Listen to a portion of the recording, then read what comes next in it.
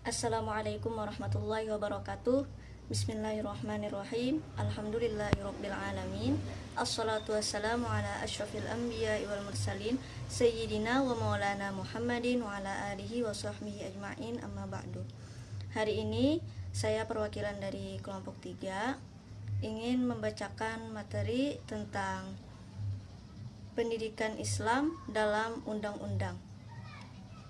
Nah, pendidikan seperti yang ditetapkan dalam Undang-Undang Nomor 2 Tahun 1989 mengandung implikasi yang lebih komprehensif ketimbang arti pengajaran. Sehingga menurut Undang-Undang Nomor 2 Tahun 1989 Pasal 1 Ayat 1, pendidikan adalah usaha sadar untuk menyiapkan peserta didik melalui kegiatan bimbingan, pengajaran dan atau latihan bagi perannya di masa yang akan datang.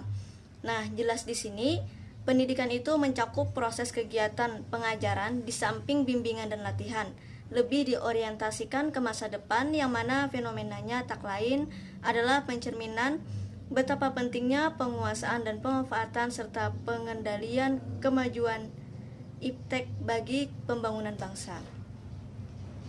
Nah, pendidikan Islam di Indonesia telah berlangsung sejak masuknya Islam ke Indonesia. Menurut catatan sejarah, masuknya Islam ke Indonesia dengan damai. Berbeda dengan daerah-daerah lainnya, kedatangan Islam dilalui dengan peperangan. Nah, jadi hakikat pendidikan adalah pembentukan manusia ke arah yang dicita-citakan. Dengan demikian, pendidikan Islam adalah proses pembentukan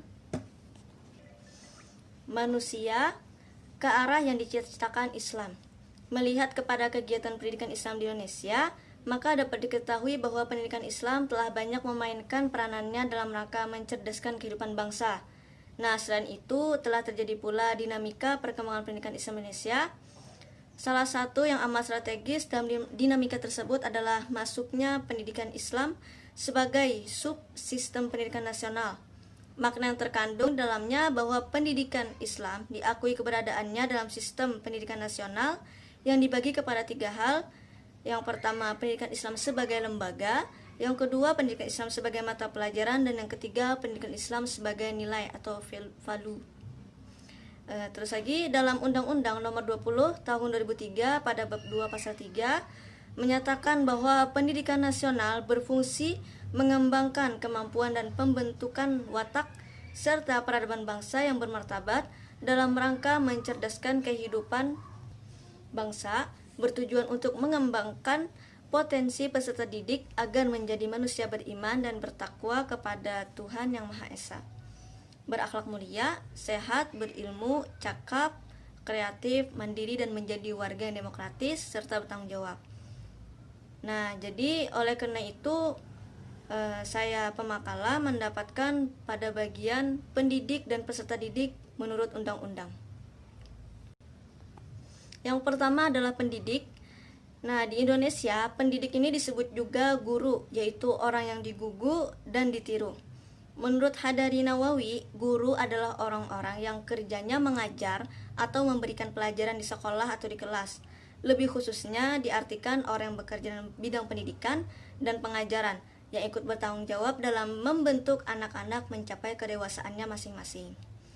Nah, di dalam Undang-Undang Sisdiknas Nomor 20 Tahun 2003 Pasal 1 Ayat 5 dan 6, di sini dibedakan antara pendidik dengan tenaga kependidikan. Kalau tenaga kependidikan itu adalah anggota masyarakat yang mengabdikan diri dan diangkat untuk menunjang penyelenggaraan pendidikan. Nah, sedangkan pendidik adalah tenaga kependidikan yang berkualifikasi sebagai guru, dosen, konselor, pamong pelajar, widya iswara, tutor, instruktur, fasilitator, dan sebutan lain yang sesuai dengan kekhususannya serta berpartisipasi dalam penyelenggaraan pendidikan. Ada beberapa undang-undang sistem pendidikan yang berkaitan dengan pendidik. Di antaranya yang pertama adalah UU Sisdiknas Nomor 20 Tahun 2003 Bab 11 tentang pendidik dan tenaga kependidikan, Pasal 39 Ayat 2. Yang kedua adalah UU Sisdiknas Nomor 20 Tahun 2003 Pasal 40 Ayat 2 tentang kewajiban pendidik dan tenaga kependidikan. Yang ketiga, Undang-Undang RI Nomor 14 Tahun 2005 tentang guru dan dosen. Yang pertama, Undang-Undang Sisdiknas Nomor 20 Tahun 2003 Bab 9 tentang pendidik dan tenaga kependidikan pasal 39 ayat 2. Dalam undang-undang ini, pendidik merupakan tenaga profesional yang bertugas merencanakan dan melaksanakan proses pembelajaran, menilai hasil pembelajaran, melakukan pembimbingan dan pelatihan, serta melakukan penelitian dan pengabdian kepada masyarakat, terutama bagi pendidik pada perguruan tinggi. Yang kedua adalah Undang-Undang Sisdiknas Nomor 20 Tahun 2003 Pasal 40 ayat 2 tentang kewajiban pendidik dan tenaga kependidikan. Bagian A yaitu menciptakan suasana pendidikan yang bermakna, menyenangkan, kreatif, dinamis, dan dialogis. Yang kedua, mempunyai komitmen secara profesional untuk meningkatkan mutu pendidikan. Dan yang ketiga, memberi teladan dan menjaga nama baik lembaga, profesi, dan kedudukan sesuai dengan kepercayaan yang diberikan kepadanya. Dan yang terakhir tadi, Undang-Undang RI Nomor 14 Tahun 2005 tentang guru dan dosen. Yang kedua adalah peserta didik. Nah, peserta didik secara formal artinya adalah orang yang berada pada fase pertumbuhan dan perkembangan, baik secara fisik maupun psikis. Pertumbuhan dan perkembangan merupakan ciri dari seseorang peserta didik yang perlu bimbingan dari seorang pendidik. Pertumbuhan itu menyangkut fisik, perkembangan menyangkut psikis. Menurut Undang-Undang RI Nomor 20 Tahun 2003 Pasal 1 ayat 4 tentang Sistem Pendidikan Nasional, peserta didik adalah anggota masyarakat yang berusaha mengembangkan dirinya melalui proses pendidikan pada jalur jenjang dan jenis pendidikan tertentu.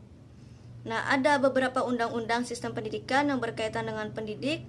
Di antaranya, yang pertama adalah Undang-Undang Sisdiknas Nomor 20 Tahun 2003 Pasal 12 ayat 1 tentang hak peserta didik.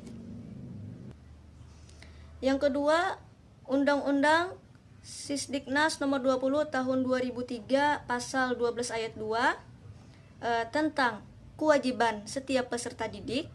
Yang ketiga, Undang-Undang Sisdiknas Nomor 20 Tahun 2003 Bab 8 tentang wajib belajar Pasal 34 ayat 1. Baiklah, masuk ke bagian yang pertama, Undang-Undang Sisdiknas Nomor 20 Tahun 2003 Pasal 12 ayat 1. Di sini setiap peserta didik pada setiap satuan pendidikan berhak A. Mendapatkan pendidikan agama sesuai dengan agama yang dianutnya dan diajarkan oleh pendidik yang seagama. Nah, jadi peserta didik di sini berhak mendapatkan pendidikan agama yang sesuai dengan agamanya masing-masing dan diajarkan oleh pendidik yang seagama.